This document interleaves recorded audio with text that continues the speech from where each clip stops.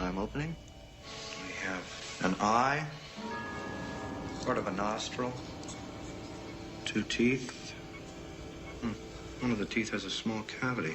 Close call, folks, but I think we got here just in time. Presented by Maria Menounos and Kevin Undergaro. This is Anatomy of a Movie.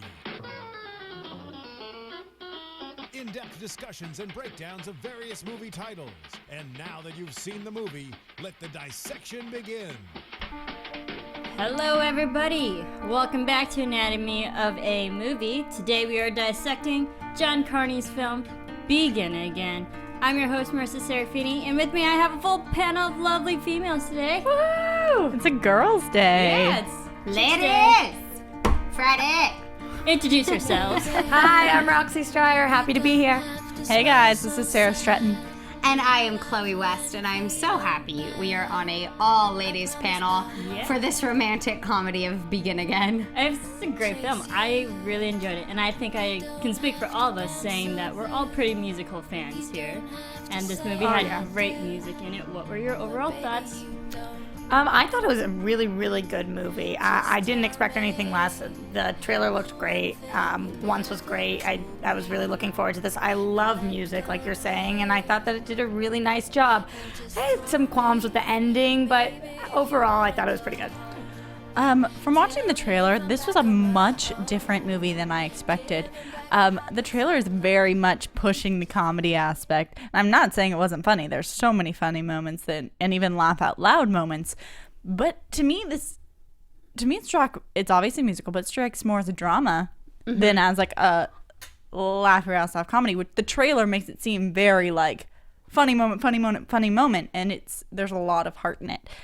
So overall, I really liked it. I really liked who they cast. I liked the music. We'll get into more details about the songs and the choices. But I'm really glad I saw it, and I will see it again. Yeah, I really enjoyed the film. I actually didn't want to see it from the trailer. I thought the trailer didn't do it justice after seeing the film. And it's just such a good love story film, and especially a great summer one. But after seeing the trailer, it didn't pull me in. It kind of, I think pushing the Adam Levine aspect was not a good thing for them. I think that kind of turned a lot of people off, like, where if they would have pushed a little bit more Mark Ruffalo, I mean, he was so much of the story and so much of the heart of the film, I probably would have been like, yeah, I really want to see it. But I get why they do it. I get why they try and make it funny, why they push Adam Levine, like what they're trying to sell. Yeah, they're trying to just get people in the seats, and then they'll know they'll like it when they leave. But I loved Once, and so I was looking forward to it. I was still going to see it, and I loved it. I thought they did a great job. I thought it was another great music film that wasn't a musical, So it was just, I think all over, Keira Knightley really killed it. Like, really, her and Mark Ruffalo, the partnership was just awesome. Yeah, I agree. I agree, because I really enjoyed this film. I thought the music was really, the calming aspect of the music and the songwriting and the story, how everything just came together. I like that. Me personally, I'm not the biggest Adam Levine fan either, so I was turned off via the trailers and stuff. I'm like, I'm not sure if I want to see it for Adam Levine, because we already know his music. But I would definitely see the movie for Keira Knightley and Mark Ruffalo. So, but I still, of course, I enjoyed the film, and then I watched it. And yeah, it was great. Let's get into it, actually. So this movie, written and directed by John Carney, who, of course, became, more popular for his Once film.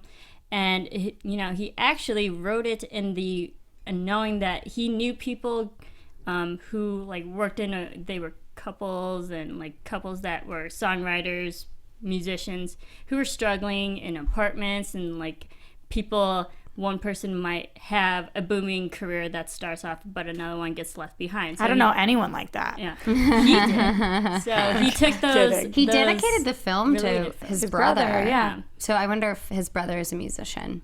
Yeah, so he took those types of stories that he saw surrounding him, and, it inspired him to write this type of movie. I mean, it was extremely realistic, which I loved about it, and I think which everybody loved about Once as well. Once was one of those films that came out and you were like, how real was that? Were those even actors? They were so, you felt like you were peering into someone's life. And I think he nails it when he writes relationships, because I think the relationship between Keira Knightley's character and Adam Levine's character was so great. I mean, the scene when she's listening to his song and then slaps him and then he throws the wine glass was such a beautiful and intense scene. And I really think that all the relationships, whether the people were friends or family, separated husband and wife or daughter and father, like he can really use only a few words and he sets the relationship and the tone. And that's why I think that I'm going to agree with you earlier. You point out the trailer doesn't do it justice, because his strength in relationship often comes off of silence. Oh, yeah. Like, that's what I get, is like so many of the characters have these moments where they just stand in silence, and they're so strong, and he writes them in to be specific and to have this action, whether it be the wine glass moment, whether it be her watching the song at the end. All of these relationship moments are built out of silence, and that's not captured in the trailer for me. It's so much put on the focus of, let's throw in this goofy line or this big reaction. Yeah. This blow up scene, and that's not where the strength of this movie was for me. It's in those like hidden moments that are very personal, and you're just kind of watching like a bug on the wall. It's just amazing. I agree with that. I think that it would almost be impossible to capture that feeling in a trailer, because we have 60 seconds or the 2-minute and 30-second extended trailer. What are they going to do? Have 30 seconds of that be silent? I know that's not what you're suggesting, but I'm just saying I think that feeling, it comes because we've earned it, because we've been waiting for it and in these scenes that are drawn out, and then the moments of silence come. So I think it would have been a little harder to sell it like that. And of course, Adam Levine, CeeLo Green, those are your money makers. That is... Sorry, keep going, and then I'm going to jump in on you. Okay. Actually, the point that I wanted to make, though, was I almost disagree a little bit, going back to something that Chloe said, which I think is really interesting, that I don't really look at this as a love film. Really? Yeah, I don't know. It's just not something that, to me, the premise of this wasn't like, I am in love with you, you're in love with me, we had a meet cute, we fall in love with that kind of thing. It would have been like that maybe if Mark Ruffalo's character had ended up with Keira Knightley's character. I don't think it was a romantic comedy. I'm not saying that, where the meet cute and things would have happened, but it's definitely a story about love. And I mean, Keira Knightley ends, by herself. Right. But I still think it's very much a love story, but that doesn't necessarily mean that they love have with to each end. other. Yes. It also can mean just maybe like a relationship movie. Exactly. I wouldn't versus say like, love. I would say I can say I love some of my friends, and like we have, we've grown to like love each other, not in love with. But I don't think you would call that a love story, I like even Sister of the think- Traveling Pants, something like that, like a relationship girls kind of story. I wouldn't call it a love I think movie. it's definitely a relationship, because we saw so many different relationships, business partner relationships, actual, with most staff. ex relationships, and like a new, there are different levels of relationships in this film. I could never get over seeing Mos Def on screen. I love it. I love him so much. He's just amazing. I love that in this character too. He was like the businessman. Yeah, but He was just like did you have a problem at all, though, like with how lovable he was? Because I just thought he was adorable and lovable, and No, I think that's what his character was, because Mark Ruffalo's character, you just hated him and you didn't want him to succeed. So when Sal came in and was like, you have to go, you were on his side. You were like, yeah, fuck that guy, he's a drunk. You're like, get him off there. Like, you didn't want him to be part of that, ruining that company. So you were like on his side, where I think if Mos Def wasn't lovable, if he was kind of the jerk, like the strong, mean businessman, you would have been like, well, that was mean. Where like Mark Ruffalo needed to really, really fall so that he could begin again. I just didn't necessarily feel that way about Mark Ruffalo's character. I didn't want him not to succeed, especially, you want him to succeed, but you still have to follow the rules. You weren't gonna like let him run that company coming in drunk to a meeting. But I felt like the movie set it up so that we almost loved him because of his flaws. Totally. And so, when we hear CeeLo Green's character say, a guy like that falls on his luck for a couple of years and people forget to give him the respect that he deserves, I was like, yeah, you know what? We all have really hard times. And, maybe he's a rock star. And I just think that, I don't know. I thought that Mos Def was so lovable also. And I was like, who am I supposed to hate here? Like, I don't hate anybody. That's the thing is, I don't think you're supposed to. I think you're supposed to embrace tough love. Yeah. And I think that that's why it works that he is so lovable, because you're like, this is that hard moment in your life where you care about someone and they were your partner, and you have to be the person who's like, maybe this will make you change. Yeah. Like, I'm going to do this not only because for the company, but like, I'm sure in the back of his head, it's like, you need to snap out of this. Like, you need to realize you need to fix you. Like, you're going down the path of just, you're falling. The only thing that bothered me was the end with Mos Def when he was like, pack up your locker. Mm-hmm. You know, that was the one thing you're like, wait, is he firing him again? Yeah. You're like, I hope he's kidding. No, it's because he sold the things. I know. But I exactly, that was the part where I'm like, Yeah, that was a little strange. we've gone full circle. And I feel like they tried to put a bow on the ending of this movie that didn't need a bow. See, I like Mos Def's character because it shows that, yes, he is the tough love guy, exactly what you said, Sarah. But it was also, I was kind of surprised with this character for being the businessman who was very serious and like, no, this is not where the music industry, where you're used to, is going, because we're being more progressive with that industry, that company. And then I found it surprising because his character was so calm. And then we saw Mark Ruffalo's character was so outspoken, very opinionated. And what was surprising me was that, you know, Dan Mulligan, he was having all these outrages and stuff it seemed for no reason. But then we know, as the audience, like, he had hard times. So I felt like his portrayal and, you know, Jerry Maguire moment, I guess you can say, and freaking out in the office was kind of unnecessary. And I didn't... Well, he was drunk. Yeah, he was drunk, but I felt like... He was an alcoholic who was drunk, so I felt it like was completely appropriate. That outrage wasn't warranted because Mos Def's character didn't give him a reason to be that angry. He fired him. But And he made him sell it was his a shares. purposeful fire. I mean, it wasn't But we yelling see it as a purposeful hire. Yeah, he he sees doesn't. it as, this is my guy screwed me company. over, right. What are you doing? This is my hour of need, and you're going to take everything from me, I think. I loved that scene. I thought Mark Ruffalo played that scene so brilliantly. He was unbelievable. It wasn't overdone, and everything was so true. Like, and I loved that they called it, this isn't Jerry Maguire. I love that they made that reference because that's exactly what was happening. And I love when he went to steal the thing. And the the painting, alarm. it was too heavy. The alarm fell. It was so hilarious and so sad at the same time. It was just so great. I absolutely loved that scene. I thought the whole beginning of the film really set it up so well. Him listening to the music in the car, throwing it out the window, picking up his daughter, being alarmed at what she's wearing, and I really loved That first outfit, I would be alarmed at that. Oh my God. I was like, what did she throw together here? Like, it looked like she like carved something out of paper and like pasted it on it. Bizarre. Anyway, keep going. I thought I loved the whole beginning of the film. And I agree with you. The ending is the only really thing to me that I was like, oh, it's so 98% there. Yeah. Like, it was a We'll get 98% good film. We'll get to that. What I pulled- liked the beginning, though. Yeah, I really liked the beginning, too. I was going to say what pulled me out a little bit of this film was how they mixed people's real-life personas with actors and with people that I'm very consciously aware of know each other and work together. Who's this real is what I'm life? going to point out. Well, like, for instance, like CeeLo Green. Who wasn't playing CeeLo Green? But he was playing, But like... he was playing. they, like, referred to him as, like, CeeLo and, like, CG.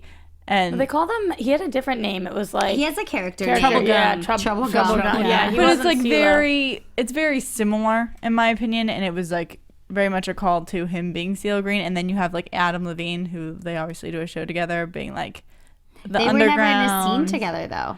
I don't know. It personally for it. pulled me out. It personally, like, because I was thinking so much about, like, this is funny. They're using CeeLo that way, and they're using Brian Levine that way, and then I don't know. I guess it didn't pull any of you guys out, which is good. It personally pulled me out of the film because I was thinking about that. I was thinking about the fact that they automatically made, like, CeeLo this big, impressive guy, which he, like, is in real life, and then that didn't didn't do that bother in me It did. because having that character that we're so used to, knowing CeeLo Green as an artist, as a performer, and then translating that into the film, we're like, okay, this is the guy that we like already. He has an established fan following, and he can help her character. Yeah, no, but he did that, and it was, like, very accurate for me for what he was, and I was like, oh, parallel to real life. And then, like, they made Adam Levine come out as kind of, like, starting as very, like, nerdy and have this whole, like, art yeah. like transformation, which I got, but putting them both in the same movie together and having like CeeLo be so parallel to his real life scenario and Adam Levine being so different I bothered see what you're me. saying. I definitely see what you're saying, but I felt like they were both. First of all, they were both musicians in this, and they're both musicians in real life. So there's that. But neither of them were playing the person that they are, so I was okay with it. What I thought was more interesting, though, was the fact that we use Adam Levine as a singer in this, but we have CeeLo and we have Mos Def, and we don't use either of them as singing. We don't hear their voices, which I'm not saying that bothered me. I just thought it was very interesting. You have this amazing talent. Like, Mos Def is one of the most, like, he's such a lyrical genius. I thought maybe he would have some credits writing a lot of the music, or he would something somewhere in there. And CeeLo, too, he's incredible. He got a little segment. Yeah. You know. A little rapping segment there. A little, you know, That was get in the fun. mood. Yeah, we had to throw that in there Did you because get that? it's It was awesome. gold or whatever. Yeah, we did have that little segment, but I thought it was really interesting. Like we have this movie that is so musically well rounded, and we have so much going on, and there's so many songs. I was like, CeeLo, Mos Def, do a combo, something. Maybe my deeper problem with this whole like using them is, and first I need to hand it to Adam Levine because I thought his moment at the end was beautiful, and I Yeah. thought he did a really good job in that last scene. Like, great. However, I guess part of my reason I had a problem is I think deep down I wanted them to use someone that we'd never heard of as Adam Levine's character. You know what? I think, and maybe that came from advertising. Maybe that Yeah. came from, I think that how people represent this movie was him as a focus. And then I was kind of like, okay, I understand you're a great singer and you have a really good moment at the end. But I think underneath I was like, I wanted some new talent to be this person. That's exactly my thing, because I don't like Adam Levine. I'm sorry to hate me for saying that, but I personally never liked his music. I don't like his voice. And then knowing that he was going to sing, it's probably written somewhere in his contract, I had to sing 3 songs. So that like automatically turned me off in this film. But he did great. And how they portray it with his character, he actually got a redeemable moment. Yeah, and I liked how they applied that. And also, going back to Mos Def, and if they used Mos Def and CeeLo Green, I think it would have taken away from Keira Knightley. And she's the focus of the film, not those two. Yeah, absolutely. Sticking with Adam for a second, I thought he just did the most incredible job. Like, at first of all, it's hard because I am such an Adam Levine fan. I think his voice is amazing, but I don't think he sounded in this movie anything like he sounds in Maroon 5. I thought he changed it up. I thought it was so much less focused on him and his vocal chops, and I don't know, even just little moments where they're riding in the car and he's looking out the window. I thought he really, really killed it. Honestly, I was shocked how much I liked him. I saw him in American Horror. He was okay. He was fine. He was more like pompous, and I'm not calling Adam Levine pompous, but it seemed a little easier of a role for him to play. I thought this might be a little more difficult, and I really thought he nailed it. As someone coming from interviewing Adam Levine every week on the carpet for The Voice, and honestly, like, seeing him in that aspect made me less of a fan of his than how big of a fan I was of Maroon 5. And so coming into this film, I was a little nervous. I'm like, oh gosh, he's making this transition again. Even with CeeLo, because I've seen Mos Def. Mos Def has been on Broadway. I've seen him in plays. Yeah. Like, I'm 100%. Yeah, I'm 100% on his side as an actor. I think he's fabulous. I actually don't mind when actors transition to music, musicians transition to film. I think it's fine that they didn't find a new talent, because I think, honestly, like, artists are artists, and we shouldn't be like, worried about them going back and forth because it's like an age-old thing. So I never really put too much pressure on them in that. But seeing him in this character, I thought this was one of the best roles he could have chosen as a crossover role. Mm-hmm. He's playing a musician. He can obviously connect to certain things that are going on. And he, plays a guy that breaks up with a girl. And that's a really basic feeling that happens. Obviously, he's been through breakups before, that's what he's written a lot of his music about. And going in there and basically, he plays a guy in a relationship, he plays someone in love, and then he gets a big music deal, and then he breaks up with his girlfriend, and then he wants her back. And that's his sort of storyline. And at the same time, his career is taking off. And I think that's something he can relate to, obviously. And watching him do it, I was so impressed with him. I really thought that he played all the moments really well, and you know, he kind of had to be a little bit of a douchebag, and I think he like tapped into that a little bit, and then he had to be heartbroken at the end. And gosh, that moment at the end was so great. I really felt it, and you really see it. And what I love about this film is that he is heartbroken at the end, but because we were so much on Keira Knightley's side, it was one of those things that it was like, yeah, love hurts. I think that's like, you know, deal with it. Like, I think that's I'm one glad of the you things. feel at least. Yeah, it was like, yeah, love hurts. I'm sorry. Like, I do feel bad because, man, I feel for you, but Just out of I curiosity, didn't feel bad. He was the one that left her behind. just out of curiosity, why did you say that after you saw him on the red carpet, your opinion changed on him a little bit? Just not as nice in person, or don't want to talk about it? yeah, I don't necessarily want to go into it too much. But yeah, it's just, you get to know real people and how they really are, and not their like TV personas. Mm-hmm. So, but yeah, I mean, the carpet world is a crazy world. So you understand when they're like uncomfortable or don't want to talk to press. But yeah, I mean, Adam Levine on The Voice doesn't have the best reputation for having like a He could be good friendlier. presence. But Adam Levine did say, walking the red carpet for this film, he really enjoyed it because it wasn't for a musical. You know, his singing career was for his acting career. So he thought that was a great moment for him. Yeah. Well, he did have a great moment at the end. I will give him that. And I think that throughout he did have good moments. I feel like I've broken record, so I should probably stop. No, you don't sound like one. I get the issue. People have issues with that all the time, whether it's... No, but it's not that I don't like crossover, because I really do like crossover. What I did not like is I felt that like him being in this film hurt the advertising for it, hurt a lot of different proponents. Oh, and when that's he was a lot to put on him. I'm sorry. Well, it shouldn't have been put on him because It shouldn't. Like, he's that was not their the focus direction of they the film. took. It's Keira. But he was a supporting character who I thought a lot of people went to see him. And I thought that his most redeemable moment was the moment at the end. And he fell off for a lot of his scenes. I found it bizarre that on IMDb, when I was looking at the page, he was listed like 20th on the page It's or listed something. in order. That's how they did the credits for this film in order of appearance. Oh, I was like, this is very weird compared to the rest of the advertising for this. I would think I had to click to the next page to get to him. It was bizarre. So But I that didn't makes mind sense that. now. Yeah, and the end credits is listed in order of appearance. But I kind of want to talk to the beginning. I kind of liked how they went a somewhat non-linear type of meeting, and I didn't think that was going to be the case for Begin Again because watching once, that was a very linear type of film, and then this one for Begin Again, we had like two different perspectives on how they met at the certain point. I love that. Oh, I thought it was brilliant. Yeah, I thought that, first of all, just how it reflects the title, Beginning Again, bringing back to the center, going back, reliving, seeing where the story actually begins and where it actually ends.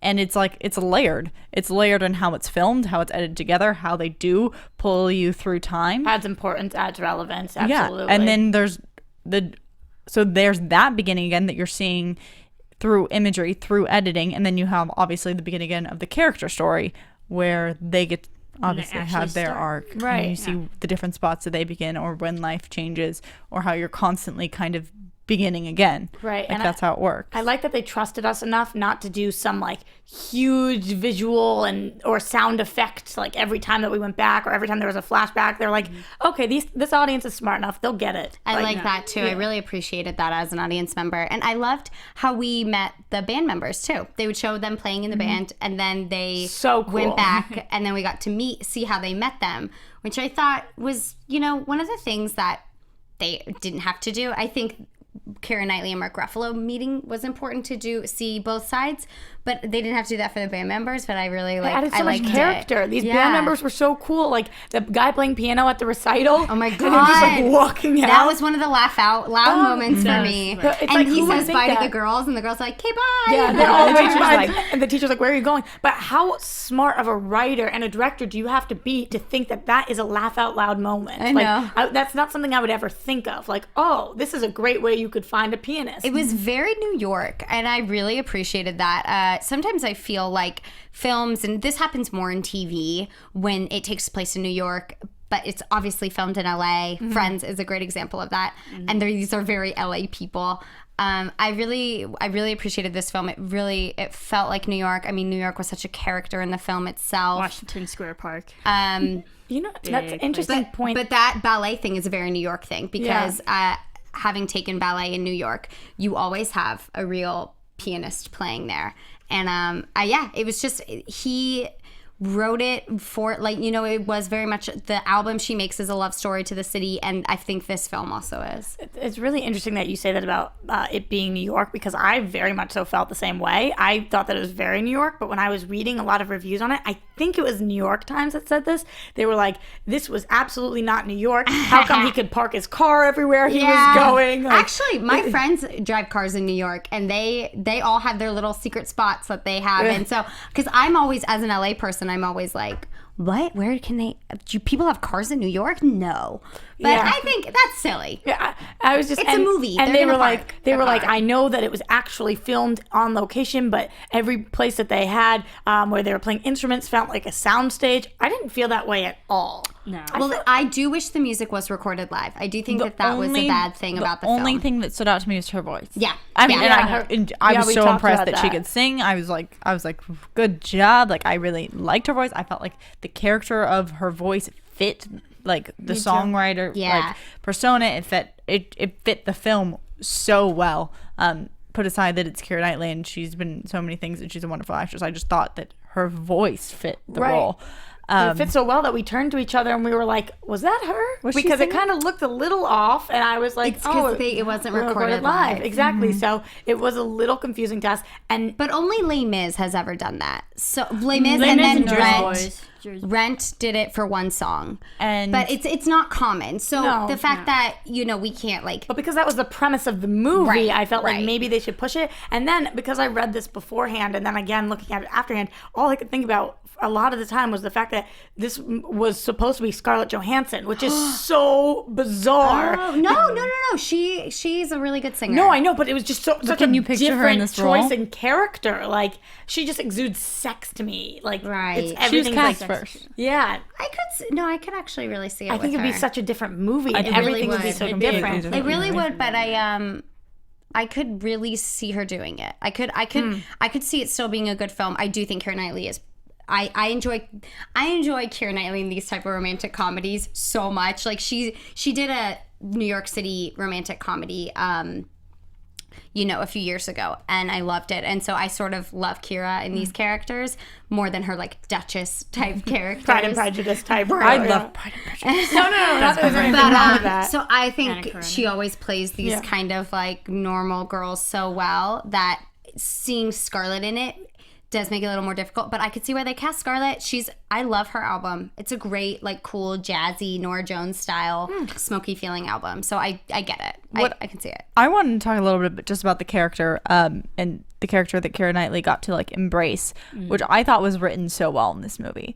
I really liked that they had a story about relationship where the woman involved, like, she knew who she was. And, like, kind of other things were derailing her. And then she was having to react off that based on who she was. Yeah, absolutely. Like, they established that she knew she was an artist. They established that she did love someone, like, very much so. Right. And they established that she was, like, kind of open to quirkiness and quirky and strong. She liked honesty. She didn't like him when she thought he was a producer, but when he said that he was just, like, drunk and needed to talk to somebody, she was ready to meet up with him. When he was being real with her. Yeah, I thought that the character was amazing. And on top of that, this is the weirdest comment ever, but I love her teeth.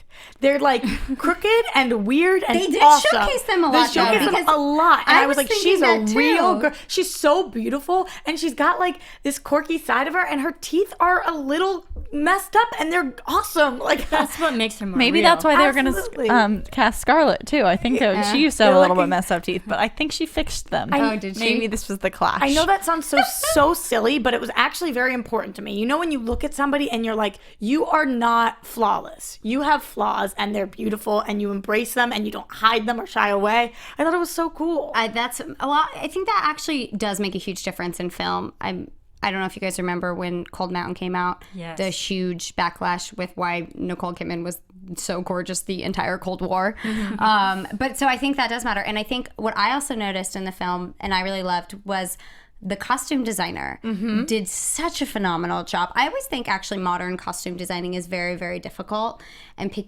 I just think all of Keira Knightley's outfits, whether it was the baggy sweater with jeans and flip-flops, or, you know, when she was in the cute little 1940s style dresses. The red one. Or Violet's outfits, which were weird as heck. And great, but like such a teenager and like so uncomfortable in her own skin. I thought that they really showed the character, and I think it helped in that sense too. Like, they weren't always put together, and they were sort of a little weird and out there, and it totally goes along with that teeth thing of just like, I felt like any girl watching could relate to every female character in this film 100%, which is so hard for a male writer to do.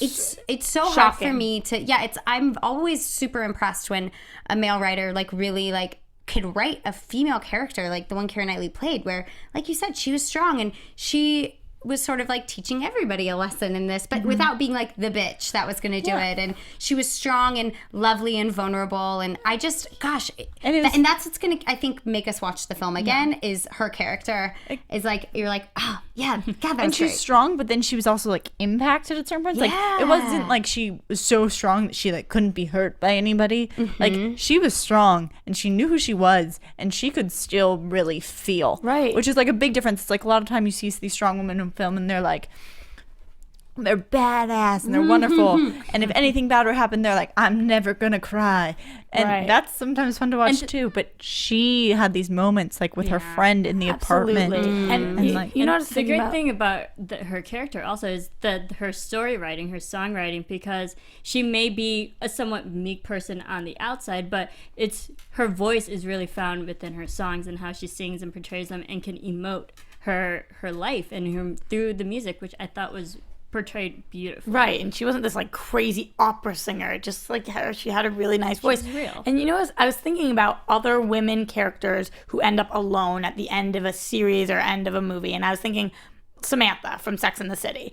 And then I was thinking, I love that this character, yes, at the end of the film, she ends up alone, but it's not like I have no hope for her ever finding somebody. Yeah. Or it's not even like that's necessarily the first thing on my mind, but I think about it like, you know what? Damn right she ends up alone, because she's awesome and she deserves better. And maybe she'll find somebody and maybe she won't, and there's still hope out there, or whatever it is. But her life isn't, you know. But it's not revolving around that. Exactly. Like, I think that it's really important that in the end, Adam Levine's character, Dave, he didn't end up being a complete dirtbag. And she still chose not to have him. You know, he doesn't have to be a total zero and loser and have no redeeming qualities for you to know you deserve better. I think that was the strength in the writing, was really that strong. They made it feel like, for us, oh my God, she's gonna take him back. Yeah. And I'm okay with that. Yeah. Like, there was a weird part and of I get you, it. yeah, that you're like, you know, I get it, I see it. And then when she didn't, you were like, oh, girl, dang. You're Absolutely. like, okay. But I'm glad she didn't take it back, because that last song he performed, that it shows that her music, the way that she wrote, and the purpose of why she did it all, has also still impacted his career too, and it's affecting all these people too. So I think that was like one of a satisfactory moment for her, that it's like, yes, her music can speak to people. But also, like, it just goes back to her line that everything's changed. Yeah. Like, they've just ended up in different spots and wanting different things, and he does have redeeming qualities, like Roxy says, and she's awesome, like we all agree. And it's just life. It's just, yeah, absolutely. And I thought it was so awesome. I was worried she was going to get there to see his performance, and he was going to perform it the way he wrote it anyway. And she was going to be like, you know what? F this guy. He didn't care what I thought. I'm just going to walk away. But the fact that he did change, that he did step up and perform the way she wanted to, and she still was like, that's not enough. Like, you did what you did, and it's not enough. And it goes also for me. And you're in a different place. Right. When Mark Ruffalo looks at her and they're talking about how he won this award and how he's got this beard, and they're making fun of him with the roommate. And Mark's like, he's always going to be running around with other people. Like, you know, now it's back to you, and then it's back to somebody else, whatever it is. And I was like, maybe that's not necessarily true of everybody, but I do believe that's true about this guy. I think so. Think about how quick he was to leave her for that manager girl or whatever she was. I think it was more of just like, it also goes to, there were so many, the fact that we can pull out so many lines in this movie really said something, because it meant that there was so much in the writing. Because not only the line that Roxy just said, but also when they talk about crap, and I'm just blinking on the actual wording of it. What part is it? I'm just talking about how like they say that he was always a rock star, but he was like right, kind of, she it was like, hidden. we didn't have those dreams. Yeah, and she's like, it who like, was I living with for the past 5 years? Yeah, And he's like, but he no, was always there. the He rock just star. didn't know it. Yeah. And like that was really embraced in that scene to me, where even if he was singing her song, even if they both had that same grounding, it was singing it her way, he was going to always get the rock star reaction because he was the rock star, and they were just had these different things. Right. And he had a different relationship with who his fans were. And like, but it was constant callback to every. Oh, it's great. Yeah, I loved everything. it. Let's get into the music because there's so much music in this film. So much. And what I thought was interesting, a lot of it was penned by Gregg Alexander, who was the leading frontman for the New Radicals. He co-penned practically all the songs in this film, which I thought was great.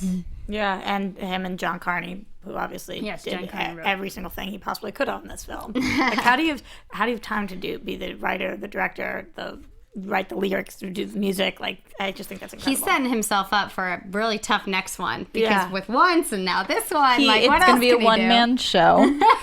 Yeah. It's just going to focus on him. He's going to film it live, and as he streams it, it's going to go into theater. That's I think okay. about as far as you can go. Did you guys have any favorites of the songs? Because some of them, I will say, a lot of them had the same feel-good vibe or same kind of sound. Yeah. Did you guys have one that the lyrics stood out? Or I really loved the one. I loved the moment when she gave him that song for Christmas, which is that Lost big, Stars one? Lost Stars, yeah, that Stars. he ended up singing at the end. But I the biggest moment for me was the voicemail when she recorded Love You Like a Fool? my that epic. voicemail, and You just, get it, girl. Like, and I love that she didn't even say one word in it. She didn't. I thought she was gonna end it with like, yeah, or like, Yeah. see ya, or something. And like, and when the she just roommates did used it. the harmonica or whatever the it was, kazoo. the kazoo. The kazoo. Oh, it was, and she just She's gives like, him that glare. Like, oh God, that was so great, and that was such a brilliant writing moment because I think a lot of musicians could relate to that in the sense that like they don't know what to say. All they can do is like put all of this emotion and all of this anger and fear and sadness or whatever she was feeling, put it into a song, and that's all she can do. And I just loved that they did it over a voicemail and that they taped up the phone like that. And I actually was hoping that there was some way that she was gonna like give it to Mark Ruffalo to put on the album. Like, I was hoping that there was going to be something I was really like that. scared he was going to steal it. I thought that too. Yeah, for a I thought that second. for about a lot I of had music. so much fear for like the whole time that I was like, he's going to steal her music. He's going Or to do he's something. going to steal the idea too. I thought for a second he was going to like do an Steal the album. outdoor, exactly. Which I'm Yeah. glad they didn't go the direction. The song moment that I really, really loved was when we finally have his daughter come and play guitar with them. I thought that was so awesome. Like, and it's like, you know what? You can't ignore the fact that you live a rock star lifestyle, but you can invite your daughter into it in like a safe way. I just thought that was so cool. What I also loved about that moment was I feel like you guys told me how you felt, but as an audience member, we were all on the daughter's side, like, no, she's gonna kill it. Yeah. Like, we were all on her side because nobody else was. Yeah, everyone was like, she sucks at guitar. I was like, you don't know that. I don't know that, but I feel like I do. Yeah, I felt like as an audience member, we were like, whatever, she's gonna kill it. Like, and then of course they do, and it was awesome. And I love that she was the punk rock girl of this film. Everybody else is like the nice acoustic sound, and she was just so punk rock, and it was so rad. And I love that movie. That was great for Violet because it showed having her become part of the album, becoming music, that also helped build the relationship back up between, Mark Ruffalo and his character and the daughter. So because his family relationship is not the best, and having that incorporating her into the music, really built that relationship and beginning again. Can we talk about that family relationship Yeah, for one quick absolutely. second, though? So I'm a little confused isn't the right word, but just to clarify, so he was with her and he started having a nervous breakdown, so she cheated on him, or she cheated on him and he started having a nervous breakdown? In that order? So he was staying in New York, and then I think what happened was she left, and then did that deal with the guy, came back. and then told them right off that, like, oh, I'm leaving. And then that's when his nervous breakdown began. Because then I felt like that was a big problem with my ending, because I felt like she didn't deserve to have him back. I didn't see. I actually liked her character. I did. And I didn't know until we were told that she had cheated on him, stepped out on him, but not like a one time I cheated on you. Like I'm planning to leave you, but the other man like didn't follow through kind of thing. There was no really, other than that one dance moment, I didn't see her reach out to him. There was no apology. Yeah, there was no apology. There was no, I was wrong. I didn't really love him as much as I've loved you because we were together for 18 years. And right, that was it was just lust, not love, whatever it is you say. I needed that if they were going to end up back together. Don't you think it was a great parallel, though, to Keira Knightley and Adam's relationship of, like, he left her for a month, and then, and Keira Knightley's character, it's because they were younger, they weren't married, you know, she, they like... didn't have a kid. Yeah, she has this thing of, like, and I think Mark Ruffalo's line of, like, you don't know what happens after 18 years of marriage. Yeah. And I think... You don't know anything. Yeah, because, and I think what was great about that was we were sort of okay with, like, Keira maybe going back with Adam's character and being like, yeah, I get it. Like, I see why you would do it. But, and then she didn't, which was great. But then I think I'm still okay with Mark Ruffalo going back to his wife and things, even after that happened, almost more than I would be with Adam's character, because you're like, okay, yeah, you slipped up, you know, you're like, gosh, you know, and it's one of those things that it's the life thing, it's the marriage thing, and I don't know, I'm sort of okay with the non-apology in the film. I don't know necessarily if this film was so much about that. I did like the parallel, though, of the two relationships. I like the parallel, but to play a little bit of devil's advocate, the one adjustment I would make that is different between how they left each other was Adam's excuse. Or sorry, I'm referring to him as Adam Levine. But Dave's excuse. Yeah. I hate that his name was Dave Cole. It was so close to David Grohl of the freaking... I was so annoyed by that. Yeah. I was so annoyed by that because I'm like, you can't name the musicians that close. And like, that was obviously on purpose. I thought that was a terrible choice, but I'm sorry. Like, you get it out, girl. I had to talk about that. Okay, so talk about Dave. But his excuse was like, I don't know, I just have to try it. Right. Like, it wasn't like, I'm sure this is it. Versus his wife was like, no, I'm gone. I don't really, like, either love you or more. So he's like, I love this person, and we're having our whole life. And if he had accepted me, I would be gone already with him. Yes. Versus Adam's just like, I don't know. I feel like I have to try this. I'm, like, young or whatever. And that, to me, has a little more, like, mistake written in versus, like, hers, how it was portrayed. Right. It was like, this is certain. I have met my true love, and you are not it. Which is very brutal. Yeah. Right. And I think what is almost kind of good about that is it makes Mark Ruffalo's character such a hero, like such in like the Greek sense. You know, he never sort of felt bad for himself. I mean, he obviously was self-destructive, but it was sort of just like, that's why I am the way I am. And like, and it's sort of like that hero concept of he's just pushing through, and they were rebuilding. And I don't know. I don't know. It didn't.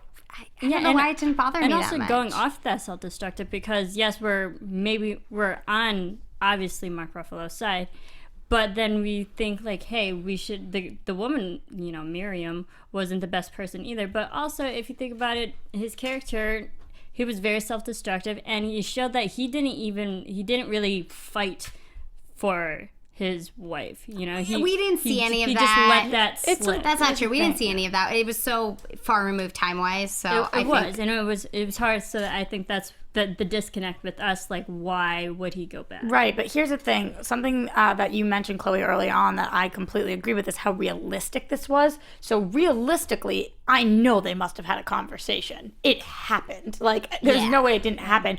I needed to hear and see 30 seconds of it. I'm not asking for a whole huge thing. I needed a little bit of it that I didn't get. And yes, my imagination can put it together that it was there, but I just felt like, wow, I don't know. You give all this advice, and I think that you are a great man. So I'm not sure, which is why I asked my original question, because the way he told the story, he first said, I had a mental breakdown and my wife cheated on me. He didn't say, my wife cheated on me, so I had a mental breakdown. So I took it as he was in the middle of something, and she walked out on him. Like, he was like going crazy, and she couldn't deal with it.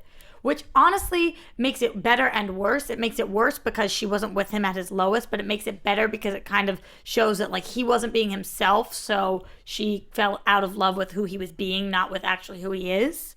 Does that make any sense? Yes, it makes complete sense. I have to rewatch for that conversation. Right. Because I've never really seen it once, and I remember it being unclear, and there being a little bit of muddied. It leaves just some questions. We've got some questions with their relationship, and we have to use, I guess, our imaginations or rewatch and trying to find hidden nuggets. It's too hard. I mean, my imagination. It's not just leaving the wife, but also leaving the daughter here and there too. So it's a big family dynamic that he kind of left the family. But, also throughout the film, we see him, trying to build that relationship back. And so I'm glad that they're kind of a happy family again. Right. Yeah. I don't know. I didn't need to see an apology. No. I didn't think that was needed. I accepted it.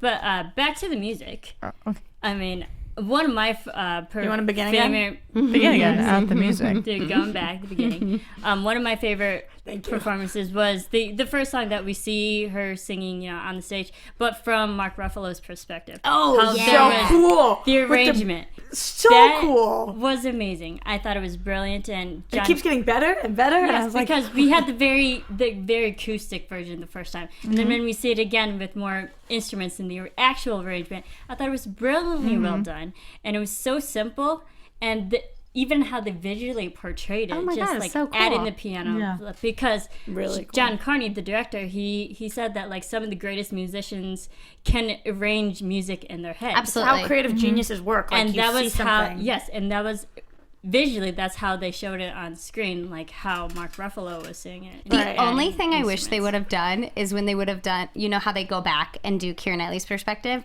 is I thought a really funny joke would have been seeing how the audience was reacting to Mark Ruffalo's character being drunk and like doing everything, and everyone else being like, dude, she's just like playing the guitar, or like, because he was like rocking out, and he was like getting in it, and like I agree. That was the only thing, because I was like, because when he was doing it, I was like, oh my gosh, she's drunk and this is silly, and but I'm loving what's happening and I get it, and I just would have loved to see, like, I thought that would have been a reactions moment around him. I agree. I agree too. And it was definitely a turning catalyst for his character too, because we're told that he didn't book any new people, any new talent for 7 years. And then we see this person, and is automatically the creative juices are flowing again. So he got his muse. Right. I thought that was one of the coolest parts about his character, which really made him an onion and gave him all these layers, was that we saw that he was creatively a genius. He sees these things and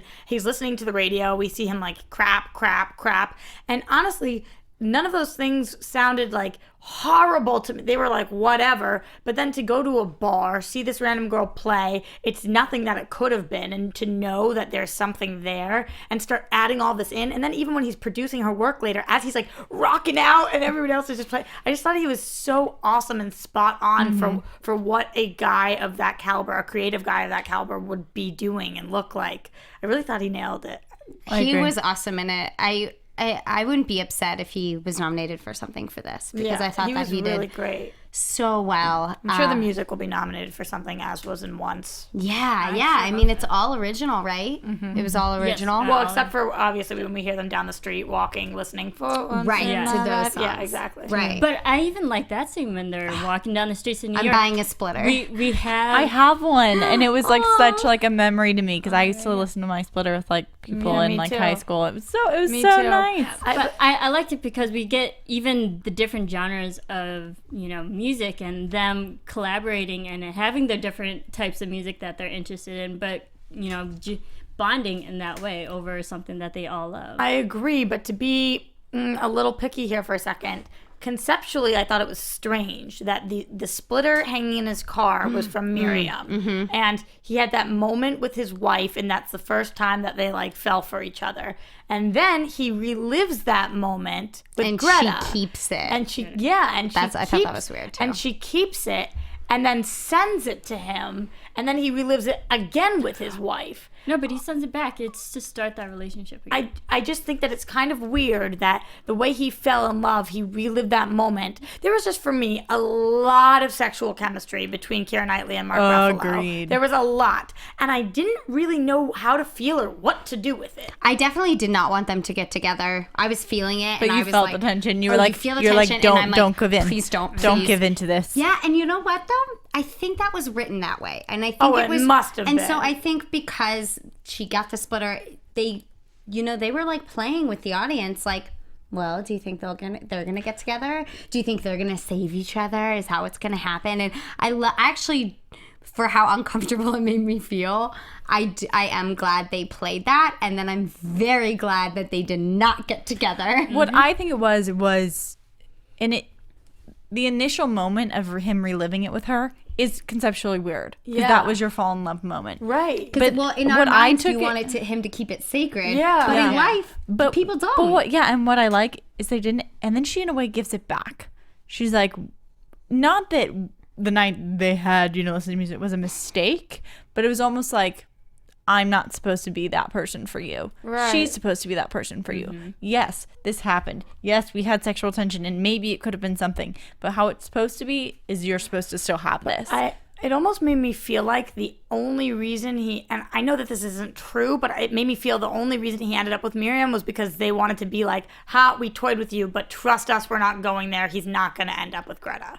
So he's ended up with her, just so you know, he's over Greta, whatever it was. Like, I felt like that's why we put that bow on it, and it was kind of weird for me. Like, the whole movie, I was like, is this kiss gonna happen? It wasn't like, oh my God, are they gonna go bang? Like, no, it was like I kept feeling like there was a moment where I was like, are they gonna go bang? when the walk-in and then the When he roommate's hugged sitting her. there. Oh yeah. Yeah. Walking in the roommate's By the there, way, we for haven't sure. talked much about him. That roommate was outstandingly The hysterical. roommate was James Corden. fabulous. He was awesome. 100% fabulous. Made the movie. His apartment was great. So awesome. And just like living music because he loved music and whatever it was, just the happiest, weirdest dude. Yeah, I loved so him. into him. I loved his character. I loved him. He was so silly. I know. It was nice to have a character who did the music just for the love of it. Yeah. Oh, and I'm also 100% going to play that party dance game. Oh, yeah. Where you put on a That song. was epic. Freeze? Yeah, the freeze I where was like, and I it was know like you the want to freeze. dance. Yeah. I'm stealing that game. I was like, what's going on? Oh my God. And then I'm sitting in my chair and I'm like, wiggle with it. Did you kind of feel like badass about that? Because that's how I felt. Like they were like, don't dance, and I was like, I can dance, and you guys can't say anything about it. I'm watching it when I'm dancing. And I'm No, not. that's not how I how I felt, felt. but you're wonderful for that. That's how I felt. Yeah. That I loved it. That was great. I loved the supporting cast too. Yeah. I mean, they really added a lot to the main. I mean, usually. Sometimes, I mean, the side supporting cast are falling by the wayside, but they all brought so much fun elements to this film. All right, what else do we need to dissect? I just want to throw into Marissa's comment Yeah. though. On top of that, while we think of something to dissect, is that I want to get into the rest of but it. I felt I had a connection to every character in this film. Yeah. Yeah. Me Like too. the mains didn't steal all the attention. The supporting didn't steal all the attention. Literally, I had a connection to everyone at some point in this film. You know what part I really liked where I connected with Miriam a lot was when he came back to the house and he's asking, if the daughter can come play, and he's he's like, smoking, I and she grabs know. a cigarette, and it doesn't tell him to not smoke in her house, Yeah. which you think is going to happen, is you see this moment between them and I'm like, she doesn't smoke. But Yeah. she takes it and blows it out the door and then shuts the door and is talking to him. She's like, our daughter sucks at guitar. Yeah, and I just thought that moment of like the blowing it out the door and like was so great for their Or when she gave you the relationship. moment about well, he was like, do you want to come into the Yeah, shower and and she have double- sexy she does time? a double and she take. does the Yeah. Yeah. Yeah, it was great. Little moments like that. I thought this film was There's- chock full of them for all the supporting characters. Absolutely. There's still stuff there. I'd like to talk a little bit about the cinematography and the overall look of this film. I mean, we know from the film once that it was very handheld, voyeuristic type of getting into people's lives, and it was a lot of very handheld much to it, too. The same with this film, that it felt like a real, like you're walking on the streets of New York. Right, we're not in Dublin, we're in New York. It's a little bit of a different story, but I felt like it had a similar feel. I liked the way it was shot. It was interesting. I'm a big fan of dirty shots, handheld. That's my kind of thing. I thought it looked great. Yeah. There were some moments, and might be just from a filmmaking aspect, that I found the camera wasn't in focus on characters. And like I couldn't see their eyes clearly, and maybe for me that just bothered me. What moments specifically? There was a moment because I'm where sure they were choices. Greta was sitting in the car talking, and like the camera wasn't fully on her, and that wasn't fully focused. But I feel with the handheld, you're constantly moving. You're not going to always constantly be in focus. But again, that was probably a creative choice. Yeah, or like something a life like moves fast. Yeah, or something like that, like in a moving car. I don't know necessarily if like I need her close up. The only like I want her close up when she's sitting at that table with Adam. Yeah. And when she's standing watching him, like that's when I'm wanting it. Yeah, necessarily. Yeah. I don't know if I get what you mean. There were like walking scenes also with Mark Ruffalo's character that he wasn't fully in focus. I don't know. There were at least like 2 to 3 moments where I was like, the shot's not in focus. The only insert that bothered me was the insert of her holding the iPhone while she was laying on the couch. And it was just like compared to the whole film, I felt like it was very clean, and her hands were like very like hold the iPhone. So it was right before they go into the flashback of her being in the car, right? And it's the iPhone footage she's watching. That shot popped out to me as just like it was very still. Her hands were like perfect. That was the only shot that bothered me. I was kind of like, well, okay, but other than that, because so much of it was like handheld and it felt like flowing and moving, and that shot to me felt very static and like. Let's set up the phone. What did you guys think about the length of the film? So we had 104 minutes. It was long. You felt like it was long? But I didn't feel like it was long. I remember looking at my phone when there was about 30 minutes left, but then thinking, yeah, I want those 30 minutes though because I want them to, wrap it up. I want to see the end of the story. So it was fine. It is a long film for this style. You could have done it in 90, you think? And for such a simple story, too. I don't know, though, because so much of it, there was never a part that, I can't think of a part I'd want to cut out, I There's guess. no scenes that you really that were want fluff. to. Because I love the CeeLo Green scene. I thought that scene was great. Yeah. Or even just like I feel like what would have gotten cut is a lot of the music. No, a lot of her and Adam's buildup of them being together, maybe. Like, if you think, like, you could maybe shorten, like, their car ride a little bit. How they play in the apartment for, like, 10 minutes. Like, you could make that smaller. I'm glad they didn't, because I liked all the little moments, and I liked all the, like, the scenes. Like, there's some that you could have taken away, probably also from Sila's house. You could have taken some away. I like, was fine, though. What else did you guys feel? It didn't feel long Did to anybody me. feel like it was too long? I thought the pacing was pretty spot on because never was I distracted, and then I thought the comedy helped, string the story along as well. As like I wasn't bored at any moment. It didn't feel like there were any slow moments. I was like, okay, this thing is too long. I remember doing something similar to you, Chloe, looking at it and knowing that there was like 30 minutes left, and then those 30 minutes flew and it was like done. And yeah. That's kind of what happened. I'm wondering for me. what that moment was like. It was when you after looked. the Eiffel or after the Empire State Building song. I think it was like right about there where the family was like having their moment and they were happy, and then that scene was sort of coming to an end. I think is when I looked and was like, it before the party that they were celebrating? No, it must have been after the party. After the party. Yeah, I don't remember exactly what it was, but I remember thinking, not like, oh, how much longer, but just how much longer? Like, Yeah. What time is it? Because I had the same feeling, so I'm wondering if maybe we found that around the same pace. I feel like it was after the party, after the celebratory party. Yeah. I think mine was actually probably around there too. I think mine might have been during the party. And I liked the party. I really, exactly. I really loved it, but I think I was kind of like, oh, I wonder what time it is. Yeah. Or something. But that's funny that we all kind of had that moment. Interesting. I mean, overall, I loved the music because, Keira Knightley's voice, I was very surprised. I mean, she's a great actress, of course, her in and of herself. But then now she can actually sing. And she wasn't a singer. Yeah, and she even said, she's like, I'm not an artist.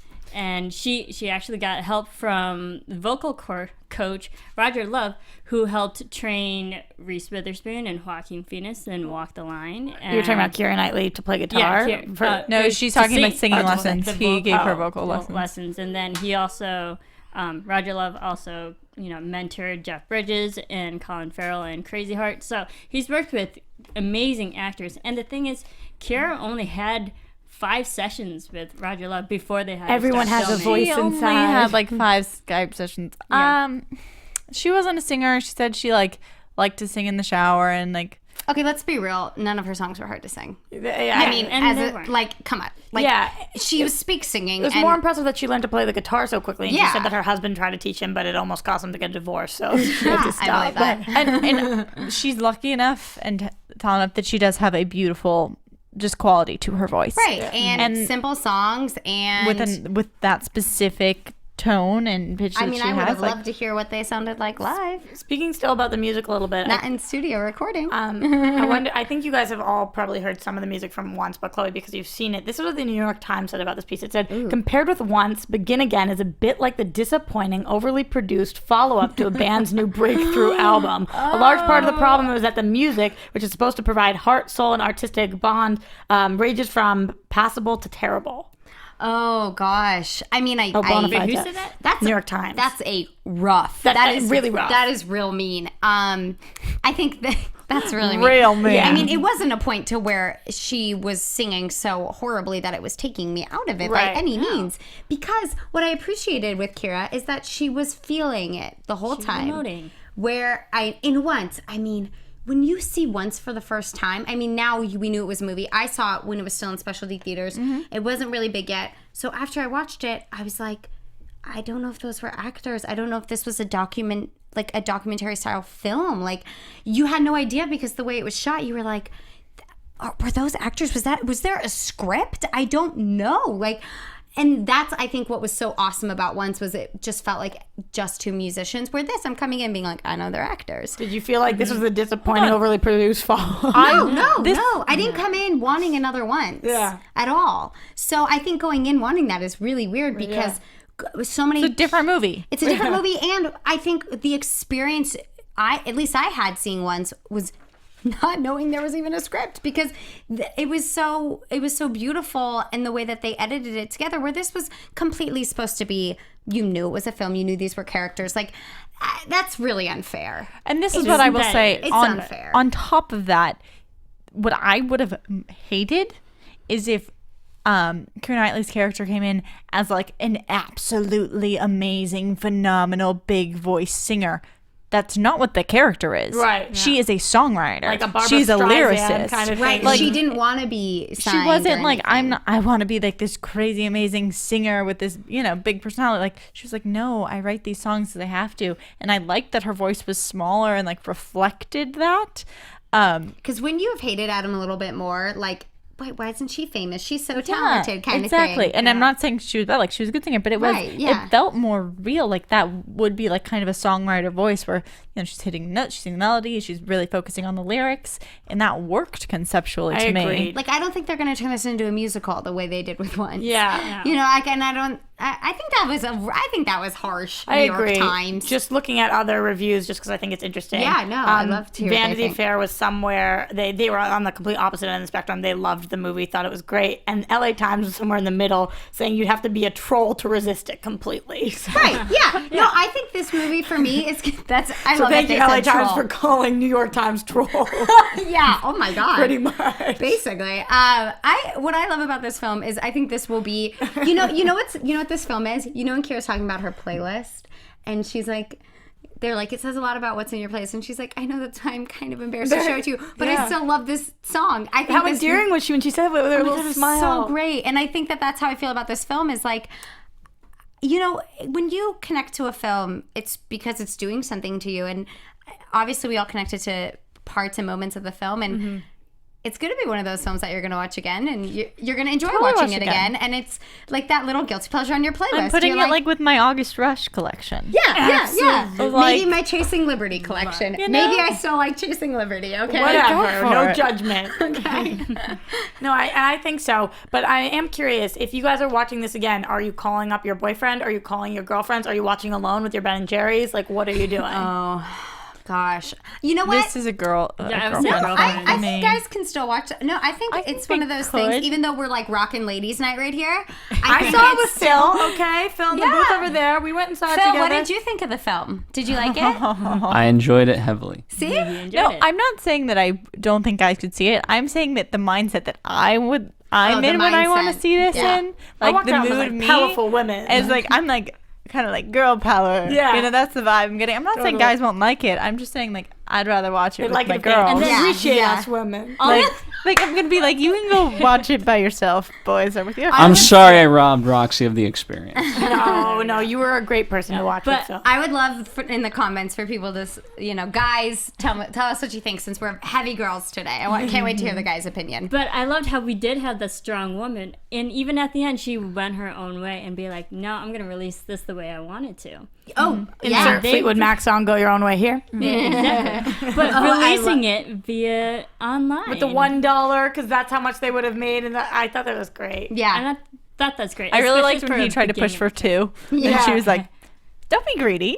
Yeah, that was great. I mean, that was smart, and I loved how they touch upon like the power of social media as well to help. It's like, hey, I don't have to have a big name to get me money. I could do this on my own. totally. Maybe with the suggestion of the trouble gum. Right. Other underlying kind of plot of this: to be creative and stay true to yourself, and you can do it your own way against break rules, and you can still be successful. So in their first day of putting this movie out for the $1, they said they had 10,000 views. So in the first opening weekend of this Begin Again movie, do you like that segue? I like that was it. pretty I good. like it. That's great. So they had 134,000 was their opening weekend, and about as of July 20th. Does anybody have a more recent estimate? It was over $9 million. That's great. Yeah. For a specialty box office. But that was July big. 20th. So now we're on July 25th today. And I wonder, it's probably not released nationwide yet. I mean, I'm sure it's in also feel like Austin and places like that, but I doubt it's in it's still specialty box office, I'm sure. Right. I also feel like the word of mouth on this movie is just starting to pick up. Yes. Right. Absolutely. I feel like I hadn't heard much about it. Yeah. And it's really just starting to get going. Like Most of the ads I heard were on Spotify. They were on mostly music-based platforms. Right. So they are pushing this as a music film, which I think it is should cool. be, yeah. Power of social media. But they do have, in the specialty box office right now, we have Boyhood, and then we have Zach Braff's film, Wish I Was Here. Yeah. So those are two. and then we have Snowpiercer.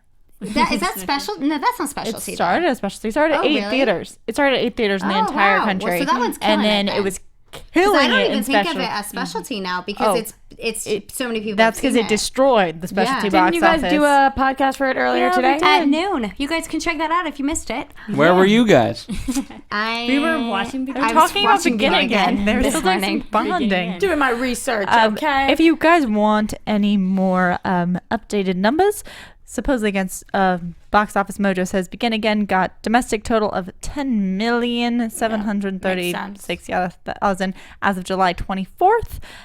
Which would be yesterday, yeah. Its official release date was June 27th. And its foreign is at over 4 million. So it's at about worldwide 14.8. Cool. No. Great. That's doing great. And this for this kind of movie film, definitely. premiered at the Toronto International Film Festival last year. Right. So it's been out for a while. I mean, some people have already seen it before, but now it's out. Right, and they said they filmed in 2012 from June 29th to August 6th, which is a pretty short time my period. God. It must have been so hot. Yeah, In New York, It must have been when so they were hot. filming it, and so muggy. That's just wow. like, I'm it's a glad little they over. actually filmed it in the summer. Yeah, it's just And a it little takes place over in a the month summer. that they filmed, though. So that's pretty good, a month and a week. That's a true indie right there. Yeah. Filming it in a short time like that. Absolutely. I love it. And the great thing with John Carney, he said before they filmed it, he went back to New York to scope out the locations and, filming once and stuff. He knew certain shots that he already had set up in his mind, like where to place the camera, what shots would be interesting. So, like, it was all mapped out already. So, I mean, I that's don't great. doubt it. Yeah. Cool. Anything else? I love this film. I'm probably going to buy this film when it comes out. When can the four of us have a little slumber party and watch? Yeah. I don't buy down. movies, so I buy come movies over. all the time. You don't understand what her suggesting collection is. I Instagrammed a gone picture through it. one time. Go back and check it out. Like everything. I will put Begin Again up there with August Rush. putting it over there. Those are great films. I mean, and I hope this film does as well as those, especially in the reception of everything. Overall, I loved it. Thank you all for listening. Where can we all follow you to talk about more movies? You guys can follow me on Twitter and Instagram at ChloeWestX. And you can see me here on AfterBuzz TV. You can find me everywhere at Roxy Striar. And you can follow me on Twitter and on Instagram at Serafini TV. Wait, I don't want to go yet because of all the music. I know. It's so good. You guys should sing it. It's amazing. No. I would if I knew all the words. I would butcher it. But you can download our podcast on iTunes, Anatomy of a Movie. Check out all of our other fun dissections on anatomyofamovie.com. And we do movie news and upcoming dissections. Check all that out. Thank you all for listening. Definitely go buy this movie. And we will see you for the next dissection. So let's get drunk on tears and gone. Tell us the reason youth is wasted on the young. It's hunting season, and this lamb is on the run. We're such a From producers Maria Menounos, Kevin Undergaro, Phil Svitek, and the rest of the Anatomy of a Movie staff, we would like to thank you for listening and subscribing to the show. If you have any questions or comments, feel free to email or tweet us. I'm Sir Richard Wentworth, and this has been Anatomy of a Movie.